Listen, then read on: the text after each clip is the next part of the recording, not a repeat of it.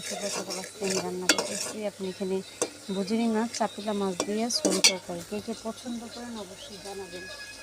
আমার তো খুব পছন্দ ছড়ি তরকারি। যে যে পছন্দ করেন অবশ্যই জানাবেন কমেন্টে। এখানে ছড়ি দিচ্ছি, ছড়ি তরকারি দিয়ে ঝোল রান্না করবো টক দিয়ে।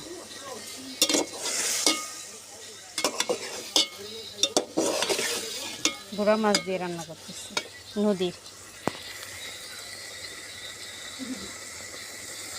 পানি দিচ্ছি পরিমাণ মতো।